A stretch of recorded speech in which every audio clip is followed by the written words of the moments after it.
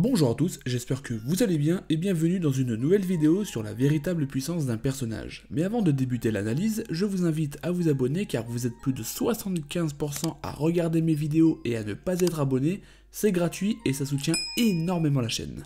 C'est parti. Il n'y a pas si longtemps, je vous ai posté une vidéo qui parle un peu de Nappa. Qui est-il, d'où vient-il et qu'a-t-il fait? Vous le savez, Nappa est un Saiyan d'une noble caste. C'est un Saiyan d'élite et par conséquent, il est mené à conquérir des planètes plus redoutables que les Saiyans de classe inférieure. Ce qui fait que naturellement, il est doté d'une puissance supérieure à un bon nombre de Saiyans. En revanche, ce n'est que sur Terre que nous allons découvrir sa véritable puissance, et pour cause, à peine il débarque sur la planète qu'il va raser la ville dans laquelle il se trouve, et ce, sans aucune difficulté apparente. Par la suite, il va débuter un combat contre les amis de Sangoku, parmi lesquels se trouvent Piccolo, Tenshinhan, Krillin, Yamcha, Sangohan et Chaozu.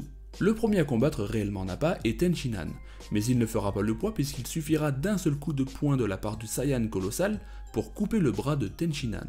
Je tiens seulement à vous rappeler que Tenshinhan est un combattant surdoué et unique sur Terre, ayant déjà prouvé sa résistance à de nombreuses reprises avant ces événements. En parallèle, Nappa va encaisser des combos exercés par Piccolo et Krillin, qui sont à ce moment-là deux des guerriers les plus puissants du moment. Mais en plus, il va survivre à une violente explosion de la part de Chaozu sans même que cela ne détruise son armure. Et si cela ne vous a pas convaincu, sachez qu'il a également encaissé un Kiko de la part de Tenshinhan. Vous savez, sa plus puissante attaque. Nappa ne l'a même pas senti passer pour vous dire, et en l'espace de quelques secondes, il a provoqué 2 morts. Pour aller un petit peu plus loin dans sa résistance, là vous voyez Krillin manipuler une attaque de Ki.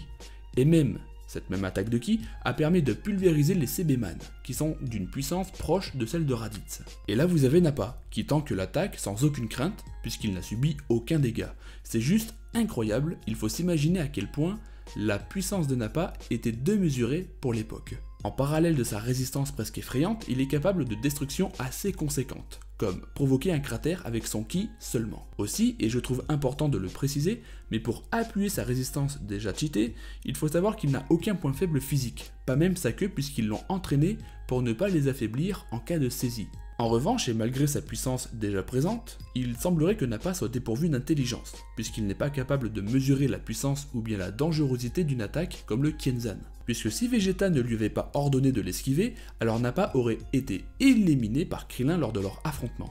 Nous allons enfin pouvoir parler de chiffres, puisque Nappa apprend qu'un individu avec une puissance de 5000 unités est en train de se rapprocher de leur position, ce qui visiblement surprend Nappa. Aussi, il n'est pas capable de mesurer la puissance ni même de la ressentir, puisqu'il s'est fait avoir par Sangohan, qui est monté à plus de 2000 unités lorsqu'il lui a infligé un coup de pied, ce qui a naturellement envoyé valser Nappa. Il finira par éliminer Piccolo avant l'arrivée de Sangoku, ainsi, Nappa a provoqué à lui seul la mort de 3 des guerriers les plus puissants sur Terre. Sangohan va exercer une dernière attaque, le Mazenko, avec une puissance de 2800 unités, puisqu'il a été boosté par la colère, mais Nappa va renvoyer l'attaque sans trop de difficultés, même si cela lui a causé quelques petites fourmis dans les bras. Aussi, un gros défaut de Nappa est qu'il compte beaucoup trop sur sa force brute, et se sent naturellement plus fort que les guerriers Saiyan de rang inférieur.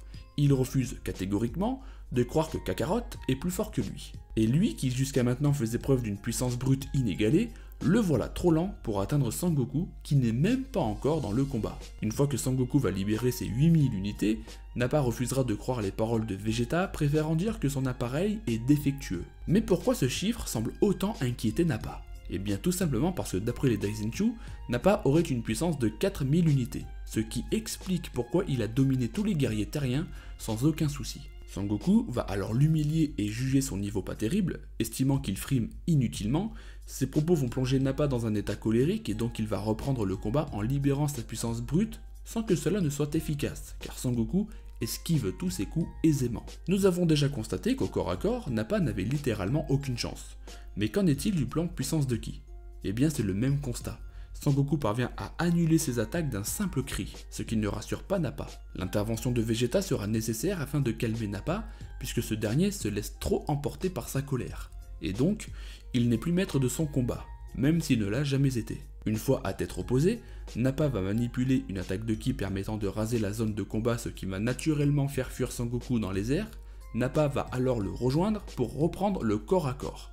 Mais là encore, c'est un échec. Son adversaire est juste trop fort pour lui. Sa dernière issue, exercer sa plus puissante attaque sur Sangoku, et très honnêtement, je pense que la colère a boosté Nappa à environ 6000 unités. Mais ça, ce n'est qu'une hypothèse. Sangoku a trouvé le moyen de la renvoyer avec son Kamehameha, mais il avoue lui-même que la puissance de sa technique était vraiment convaincante.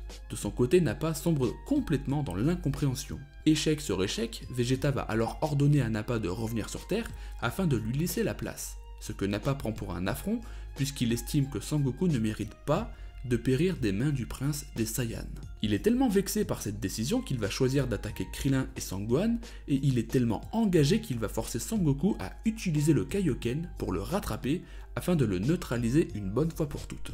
Devenu impotent de par le coup que lui a porté Sangoku, Nappa demandera de l'aide à Vegeta sans savoir que ce dernier va l'éliminer avec une attaque d'énergie suffisante pour le faire disparaître. Ainsi se termine la présence de Nappa. Vous l'avez compris, Nappa est doté d'une force brute énorme. Il utilise plus souvent sa force physique pour des corps à corps parmi lesquels il ressort souvent victorieux. En clair, Nappa ne fait pas dans la dentelle, c'est plutôt un guerrier à la puissance brute et les attaques massives incroyables.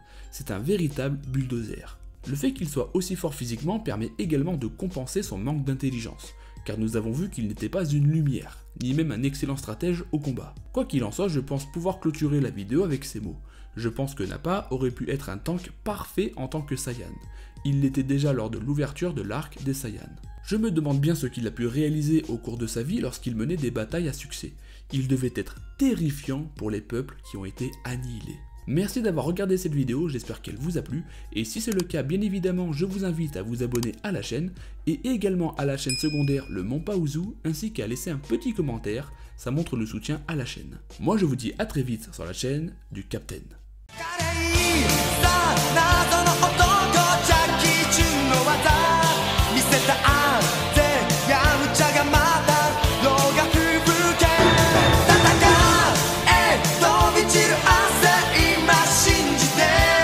Number one.